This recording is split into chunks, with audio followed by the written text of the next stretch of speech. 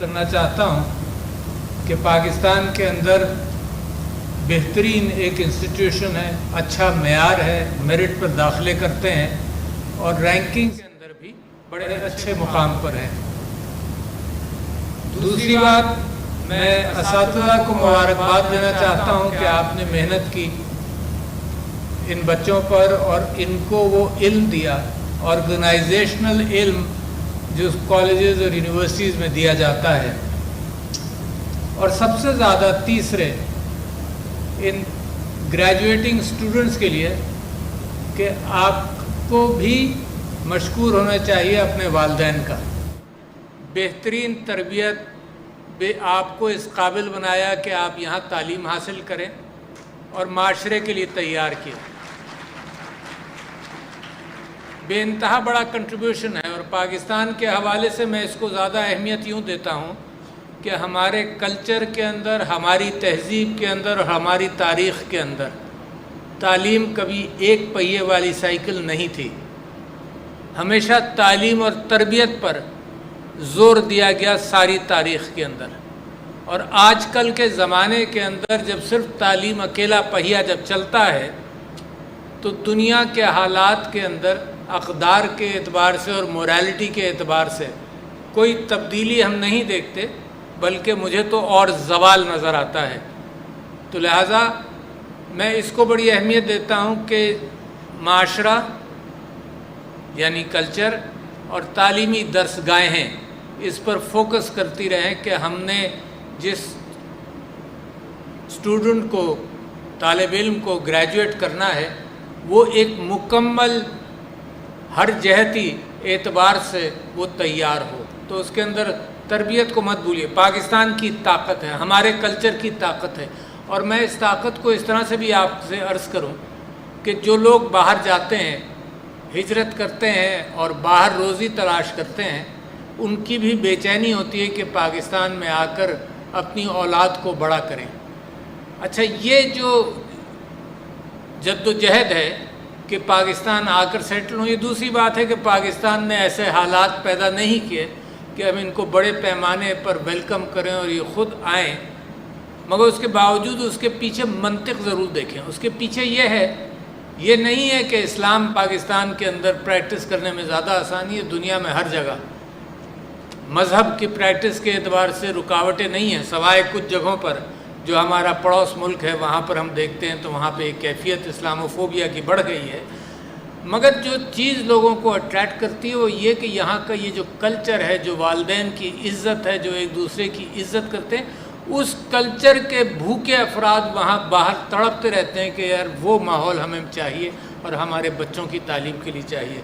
तो लिहाजा अगर यूनिवर्सिटीज़ उसी बात को ख़ानदान से निकल कर जब औलाद यहाँ पर आए तो माँ बाप की तरबियत जारी रहती है, वो तो सारी उम्र जारी रहेगी। मगर यूनिवर्सिटीज़ के अंदर भी वही माहौल हो तो मैं समझता हूँ कि बड़ा अहम है। दूसरी बात मैं समझता हूँ कि बड़े क्रेडिट की बात है ग़ुलाम इसहाक़ खान साहब जो 7वें सदर थे पाकिस्तान के, कि उनका इस यूनिवर्सिटी के साथ कितना बड़ा कंट्रीब्यूशन है, इसका यहाँ पर ज़िक्र भी हुआ। मगर उनके एक और कंट्रीब्यूशन है जो आगे चलकर मैं अपनी गुफ्तगू में बयान करूँगा। मैं ये भी महसूस करता हूँ कि मैं कोई 40 या 42 यूनिवर्सिटीज़ का चांसलर या पेट्रन हूँ पाकिस्तान भर में, मगर मुझे ग़ुलाम इसहाक़ खान यूनिवर्सिटी की सेनेट के साथ, आप इनके एग्जीक्यूटिव बोर्ड के साथ पिछले चंद सालों के अंदर बहुत मिलने का मौका मिला और इनके साथ जो भी हमने तय किया, बल्कि आपके बोर्ड के मिनट्स कोई 2-3 हफ्ते पहले मेरे पास आए, तो जो डायरेक्शन और जो सिमत का तयन है वो बेहतरीन है। और उसकी वजह पर भी मैं आपकी वजाहत करूँगा कि मैं क्यों चाहता हूँ कि वो सिमत पाकिस्तान की तालीमी इदारों के अंदर बेहतर हो। असल में जब भी मैं ग्रेजुएशन सेरेमनी पर जाता हूँ तो एक दुआ का ज़िक्र ज़रूर करता हूँ, और वो दुआ ऐसी है जो ग्रेजुएटिंग स्टूडेंट्स को अपने पल्ले से बांधनी चाहिए। और वो दुआ ऐसी है जो मैं तो ग्रेजुएटेड स्टूडेंट हूँ बहुत पुराना, वो मैं आज भी हर नमाज के अंदर वो दुआ पढ़ता हूँ। जब कोई काम करने निकलता है, कोई प्राइम मिनिस्टर कहीं जाता है, तो मैं फिर उसको भी कहता हूँ कि ये हज़रत मूसा की दुआ का تم اس کو اللہ سے دعا مانگو، اس سے کمپریہنسو دعا زندگی گزارنے کے لیے، خاص طور پر گریجویٹنگ سٹوڈنٹس کے لیے اس سے بہتر کوئی دعا مجھے نظر نہیں آتی، اور وہ ہے رب اشرح لی صدری ویسر لی امری واحلل عقدۃ من لسانی یفقہوا قولی۔ اور یہ جب مانگی حضرت موسیٰ نے، جب اللہ تعالیٰ نے ان کے اوپر ذمہ داری ڈالی کہ تم فرعون کے دربار میں جا کر اس کو اسلام کی دعوت دو۔ گھبرا گئے حضرت موسیٰ، کیونکہ ان سے ایک فرعون کے ایک درباری کا قتل بھی ہوا تھا، اور وہ آج کل کی اصطلاح کے اندر اس معاشرے کے اندر اشتہاری ملزم بھی ڈکلیئر ہوئے تھے۔ تو وہ گھبرا گئے، انہوں نے اللہ تعالیٰ سے کہا کہ یہ میرے بس کی بات نہیں ہے۔ بائبل میں اس بات کا بھی ذکر ہے، اور اللہ نے ان سے کہا کہ دیکھو تم جب گفتگو کی تو وہ ایک کہانی ہے جو بائبل کے اندر بھی ہے کہ برننگ بش، جس میں سے آگ نکل رہی تھی مگر وہ جل نہیں رہی تھی، اس کے پیچھے سے اس نور میں سے اللہ تعالیٰ نے خطاب کیا اور کہا کہ موسیٰ تم گھبراؤ مت۔ حضرت موسیٰ سے کہا کہ چپلیں اتار کر بیٹھو کیونکہ تو you are on sacred land.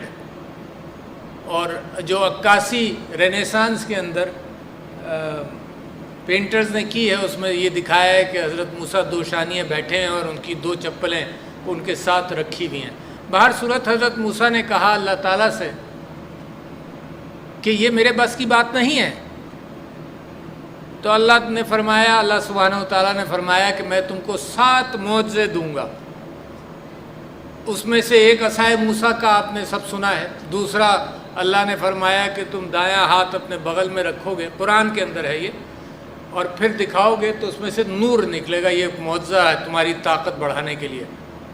تو حضرت موسیٰ نے اس کے باوجود اللہ سے فرمایا کہ میرے زبان میں لکنا تھا، پہلے تو کہا میرا سینہ کھول دیں، رب اشرح لی صدری، یہ آپ کے لیے ہے، آپ تعلیم سے گزرے ہیں، آپ کے اساتذہ نے اور اس یونیورسٹی نے کیا کیا ہے آپ کے ساتھ، آپ کا سینہ کھولا ہے علم کی روشنی کے لیے۔ اچھا یہ کھولا ہے، یہ علم کی روشنی ختم نہیں ہوئی، ان اساتذہ نے عذراء محبت اور عذراء جاب آپ کو وہ راستے دکھائے ہیں کہ کون کون سے دروازے آپ کو نظر آتے رہیں گے اور آپ دروازے کھولتے رہیں گے۔ آپ تصور نہیں کر سکتے کہ کتنے دروازے ہیں، آپ کی سوچ سے زیادہ ہے۔ اللہ تعالیٰ کا علم جو ہے اس کا 1% سے 1% بھی بڑی بات ہوگی، انسان کو تو کچھ پتہ ہی نہیں۔ تو راستے کھولے، رب اشرح لی صدری ویسر لی امری، میرے کام آسان کر۔ Graduating students, some thing in life which you would like to know and pray for، کہ جس کام کے لیے آپ جائیں، نوکری کے لیے جائیں، کچھ کرنے کے لیے جائیں، اپنا پروجیکٹ بنائیں، تو یسر لی امری کے میرے کاموں کو آسان کرے۔ واحلل عقدۃ من لسانی، کمیونیکیشن کے اعتبار سے اس سے بہتر دعا کوئی نہیں ہے۔ آج کل بتایا جاتا ہے اور ہے یہ کیفیت کہ میرا آپ کا تعلق میری زبان سے اور میرے عمل دونوں سے ہے، مگر میری زبان سے بہت زیادہ ہے۔ آپ میں بہت سارے لوگ میرے عمل سے واقف نہیں ہوں گے جتنا میری زبان اور یہی حال معاشرے کے اندر ہر جگہ ہے۔ آپ گھر میں گفتگو کرتے ہیں، آپ بازار میں کرتے ہیں، آپ لوگوں کے ساتھ کرتے ہیں، آپ اپنے گاہکوں کے ساتھ کریں گے، آپ اپنے اساتذہ کے ساتھ کریں گے، شاگردوں کے ساتھ۔ تو کمیونیکیشن از این آرٹ۔ تو قرآن کے اندر ہے کہ حضرت موسیٰ کی زبان میں کوئی لکنت تھی، بائبل میں ہے کہ حضرت ہارون کی زبان میں تھی۔ بہر صورت حضرت موسیٰ نے، ہم قرآن کے اندر ہمارا ایمان ہے، تو حضرت موسیٰ نے کہا کہ میری زبان کھول تاکہ لوگوں کو جو میں کہوں اس کا کیا ہو۔ اور آخری چوتھا عنصر اس دعا کا ہے وہ یفقہوا قولی، کہ جو بات میں کہوں وہ لوگوں کی سمجھ میں آئے۔ اچھا یہ زندگی بھر کا میری کوشش ہے اور آپ کی کوشش رہے گی ان 4 عناصر کے اوپر کہ آپ کا سینہ کھلا رہے، جو آپ کام کریں اس میں آسانی ہو، آپ کی کمیونیکیشن اچھی ہو، اور جو لوگ آپ بات کریں جو لوگ سمجھ جائیں۔ اس سے میں بات کو آج شروع کرتا ہوں کیونکہ آپ کے لیے یہ فوکس ہے آج کی محفل کا، گریجویٹنگ سٹوڈنٹس پر۔ مگر ایک اور بڑی تبدیلی آئی ہے جس میں ہمارے ایجوکیشنل انسٹیٹیوشنز اس بات کو اتنے اچھے انداز سے سمجھ نہیں رہے، مگر زمانہ جو ہے وہ بڑی تیزی سے بھاگ رہا ہے۔ وہ تبدیلی یہ آئی ہے کہ جب میں نے پڑھا تھا اور میں نے ماسٹرز کیے اور بہت کچھ پڑھا. تو میرے زمانے کا کیفیت یہ تھی، آج سے 20 سال پہلے کی 30 سال پہلے کی کیفیت یہ تھی کہ جو میں پڑھتا تھا اس کو میں نے اپنے ذہن میں ریٹین کرنا تھا. کیوں؟ جو علم مجھے ملا یہ تو یونیورسٹی سے یا میں نے خود حاصل کیا، وہ علم میرے دماغ کے اندر میرے فیصلوں کے اوپر اس کا اثر ہونا ہے. ڈیٹا، پچھلے تجربات، پچھلی کہانیاں، اگر میں ڈاکٹر ہوں تو پچھلی بیماریاں، اگر آپ سائنٹسٹ ہیں تو پچھلے سائنسدانوں نے کیا کیا. تو وہ علم میموری میں کیا، تاکہ آپ فیصلہ کر سکیں. اور اس کے بعد ایک ریشنل ججمنٹ، آپ کا فیصلہ کہ آپ نے کیا کرنا ہے. اب زمانہ اتنا بڑھ گیا ہے کہ وہ جو میموری تھا وہ اب کمپیوٹر کے اندر اور ٹیلی فون کے اندر موجود ہے. ایک ورڈ آپ پنچ کریں تو آپ کے پاس سارا علم ہے. تو اب جو زمانہ طالب علمی کے اندر جو چیز سکھانی چاہیے، جس کے اوپر دنیا کا فوکس ہونا چاہیے، آپ نے ایک مشہور لفظ سنا ہوگا، روٹ لرننگ.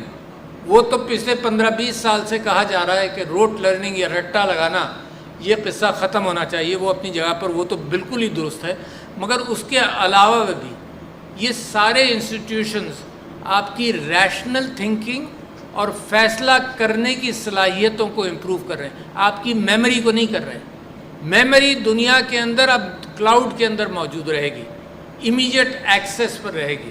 تو لہٰذا اس میموری کو وہ یاد دلانا، اگر امتحانوں کے اندر بھی یہ تبدیلی پھر آتی ہے، بجائے اس کے کہ یہ دیکھنا کہ آپ نے کیا یاد کیا ہے، اس کے مقابلے پر آپ کے سوالات اب ایسے ہوتے ہیں جس کے اندر آپ کی application who of your thought process. تو میں سمجھتا ہوں کہ یہ بہت بڑی تبدیلی ہے، اور پاکستان کے اندر انسٹیٹیوشنز اس کے اندر اہمیت اختیار کرتے چلے جائیں گے. دوسری بات اسی سے ریلیٹڈ بڑی اہم، کہ دنیا کی ترقی اب نیچرل ریسورسز سے متعلق کم ہے. یعنی ایک زمانہ تھا کہ زمین کے اندر اگر تیل ہے تو اس کی بنیاد پر قومیں ترقی کرتی ہیں، مگر وہ بھی ہم نے دیکھ لیا. عربستان کے اندر زمین کے اندر بے انتہا تیل ہے، مگر ایسی ترقی ہم نے عربستان کے اندر نہیں دیکھی جس کے اندر یہ لگے کہ یہ سپر پاور بن گئے. تو وجہ کیا ہے؟ نیچرل ریسورس زمین کے اندر یا کوئی بھی ریسورس ہو، اس سے کہیں زیادہ اہمیت عقل کی اور ہیومن ریسورس کی ہے. مگر جب پاکستانی نے طے کر لیا، پاکستان نے طے کر لیا، تو it produced some thing very sophisticated. یہ آپ کی اسٹرینتھ ہے. دوسری اسٹرینتھ آپ کی مورل اسٹرینتھ ہے. دنیا میں اس مورل اسٹرینتھ کی اہمیت کا آپ اندازہ کر لیے کہ ہمیں نصیحتیں کرنے والے بہت لوگ آتے ہیں، یورپ سے، امریکہ سے، ہر طرف سے، کہ جی ہیومن رائٹس. آپ لوگوں نے، اور آج کل کے ماحول کو بھی دیکھیے گا، آپ لوگوں نے 40 لاکھ افغان ریفیوجیز کو ویلکم کیا پاکستان کے اندر، اور 40 سال سے رکھا، کوئی آبجیکشن نہیں کیا. یہ ایک ہمدردی اور مورالٹی کا اظہار ہے. اور اس وقت اگر آپ حال دیکھیے تو یورپ صرف یوکرین کے ریفیوجیز جو صحیح کر رہا ہے، یورپ یوکرین کے ریفیوجیز کو ویلکم کر رہا ہے، دوسروں کے لیے دروازہ نہیں کھلا. تو مورالٹی کے اندر بھی آپ لیڈر ہیں دنیا کے اندر. بڑی اہم بات آپ سے کر رہا ہوں، یہ کہانیوں کو بھول جائیں، یہ سینا کوبی کی کیفیت کہ ہم ایسے ہم ویسے، ویو ڈن ونڈرز. تیسری بات، جس طرح سے آپ نے دہشت گردی کا مقابلہ کیا، ہماری فوج کو خراج عقیدت، اور آپ لوگوں کو، اور خاص طور پر کے پی کے لوگوں کو. دنیا فیل ہوئی، بڑی بڑی سپر پاورز اس میں فیل ہوئی، آپ نے کامیابی حاصل کی. امپورٹنٹ. چوتھی بات، آپ کے ہاں اگر کوئی بھی کیفیت آزمائش کی آ جائے تو آپ کی فلنتھروپی، آپ کا کار خیر، چاہے زلزلہ ہے چاہے سیلاب آئے. میں امریکہ میں تھا، شکاگو میں تھا، جب نیو اورلینز میں سیلاب آیا، سمندری سیلاب آیا، تو میں نے دیکھا کہ امریکن انتظار کرتے تھے کہ حکومت کچھ کرے. پاکستان میں جب زلزلہ آئے اور سیلاب آئے تو لوگ اتنے نکل جاتے ہیں کہ 8-8 10-10 گھنٹے کے ٹریفک جام ہو جاتے ہیں، پبلک گاڑیاں بھر بھر کا سامان لے جانے والوں کی. تو یہ آپ کی اسٹرینتھ ہے، ہمدردی. ٹھیک ہے نا؟ تو جب یہ، اور اس کے ساتھ ساتھ آپ نے کووڈ کا مقابلہ کیا بہترین انداز سے. تو یہ بھی یہ چیزیں ہیں جس کو آپ ذہن میں رکھیں کہ Pakistan is strong. Let everybody say whatever they want to. You are a strong country, and that's what I want to inspire in all of you.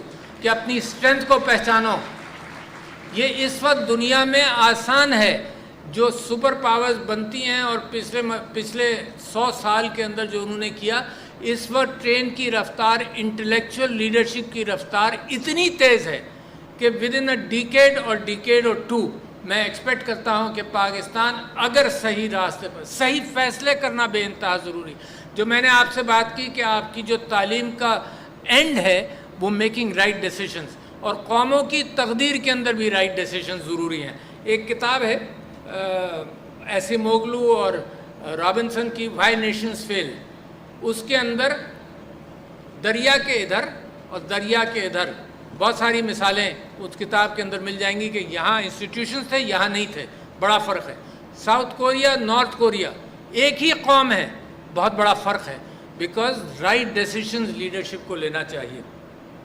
میں اپنی بات پھر میں 2 باتیں اور آپ سے کہہ دوں کہ جن چیزوں سے آپ کو محتاط رہنا ہے وہ 2 ہیں۔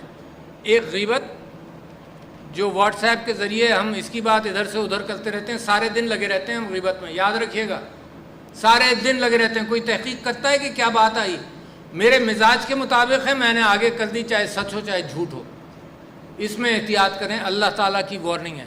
ایک فیک نیوز، اس کا بڑا چرچا ہے، میں نے تو پارلیمنٹ کے اندر یہ بات کہی کہ فیک نیوز سے محتاط رہیں۔ اللہ تعالیٰ نے قرآن کے اندر آیت نازل کی کہ تم کو خبر غلط دی جائے تو اس بات کا امکان ہے کہ قومیں آپس میں لڑ جائیں اور تباہی کریں اور پھر بعد میں شرمندہ ہوں، جو عراق میں ہوا فیک نیوز سے ہوا۔ تو پاکستان کے اندر فیک نیوز کا بول بالا ہے آج کل، تو لہٰذا ان چیزوں سے بھی احتیاط کریں۔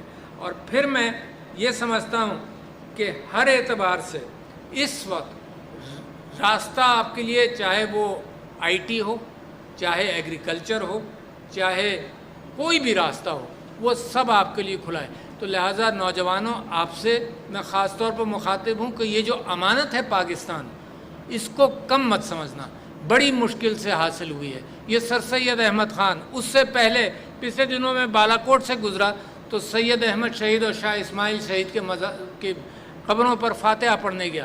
یہ وہ لوگ تھے جنہوں نے 1831 میں انگریز کے خلاف اور سکھ ڈومینیشن کے خلاف جہاد کیا اور شہید ہوئے بالا کوٹ کے اندر۔